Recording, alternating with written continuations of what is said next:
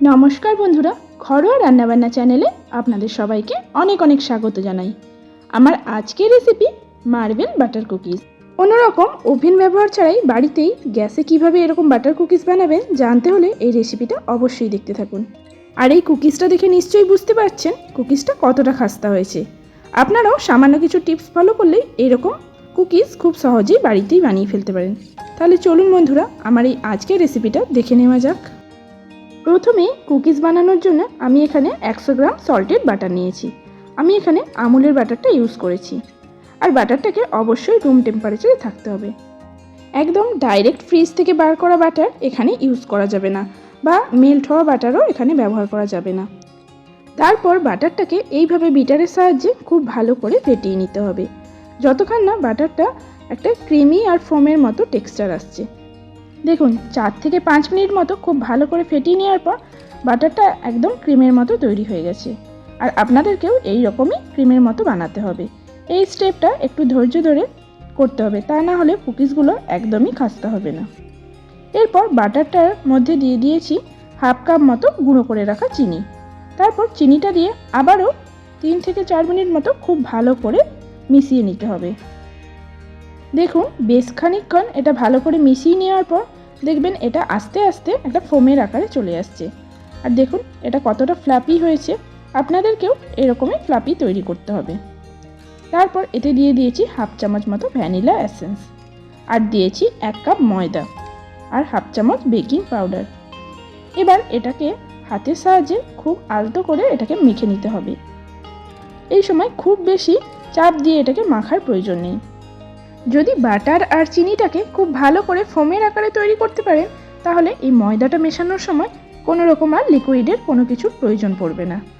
আর এই রকম একটা সফট ডো আপনাদেরকে তৈরি করতে হবে। এবার এই ডোটাকে আমি মোটামুটি অর্ধেক করে ভাগ করে নিচ্ছি, আর একটা অংশকে আলাদা জায়গায় তুলে রাখছি। এবার বাকি অংশটার মধ্যে দিয়ে দিচ্ছি 2 চামচ কোকো পাউডার। তারপর কোকো পাউডারটা দিয়ে আবারও ভালো করে মাখিয়ে একটা সফট ডো তৈরি করে নিতে হবে। আর এই সময় যদি প্রয়োজন মনে হয় তাহলে সামান্য দুধ আপনারা চাইলে ব্যবহার করতে পারেন। তবে আমাকে এখানে কোনো রকম লিকুইড দুধ ব্যবহার করতে হয়নি, খুব সহজেই দুটো ডোই তৈরি হয়ে গেছে। এবার কুকিজটা তৈরি করব। তার জন্যে অল্প একটু ডো নিয়ে এইভাবে হাতের সাহায্যে গোল করে ছোট ছোট বলের আকারে তৈরি করে নিতে হবে। পুরো ডোটাকে এইভাবে ছোট ছোট গোল করে বলের আকারে তৈরি করে নিতে হবে। আর কোকো পাউডার মেশানো ডোটাকেও একইভাবে বলের আকারে তৈরি করে নেব। দেখুন দুটো ডোকেই আমি বলের আকারে তৈরি করে নিয়েছি। এবার আমি কুকিজটা তৈরি করব। তার জন্য ছোট ছোট বলগুলোকে দিয়ে এইভাবে প্রথমে সাজিয়ে নিতে হবে। তারপর তার ভেতরের অংশটাকে এইভাবে হাতের সাহায্যে একটু চেপে ভালো করে সেট করে নিতে হবে। তারপর এটাকে একটা ছুরির সাহায্যে হাতের মধ্যে তুলে নিয়ে একটু চেপে সেট করে নেব। ব্যাস, তারপর এইভাবে একটু গোল করে ঘুরিয়ে দিলেই খুব সহজেই তৈরি হয়ে যাবে এরকম মার্বেল কুকিজ। আমি আরও একটা তৈরি করে দেখাচ্ছি।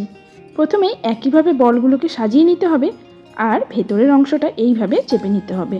তারপর হাতের মধ্যে তুলে নিয়ে একটু সুন্দর করে সেট করে এইভাবে গোল করে ঘুরিয়ে দিলেই তৈরি হয়ে যাবে মার্বেল কুকিজ। দেখুন ঠিক যেইভাবে আমি তৈরি করছি এরকমভাবে তৈরি করলে এটা খুব সহজেই তৈরি হয়ে যাবে। এরপর একটা থালার মধ্যে দিয়ে দিয়েছি বেশ খানিকটা পরিমাণ সাদা তেল।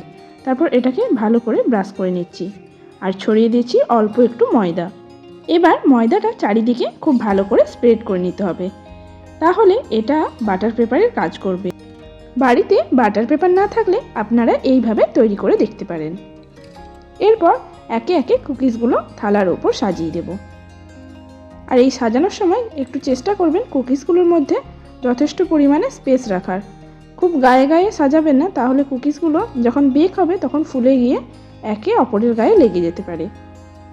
আর এদিকে আমি কুকিজটা বেক করার জন্য প্রথমেই কড়াইটা 5 মিনিটের জন্য মিডিয়াম ফ্লেমে প্রিহিট করে নিয়েছি।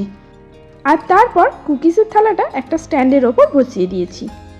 এবার এটাকে 20 মিনিটের জন্য মিডিয়াম ফ্লেমে বেক করে নেব।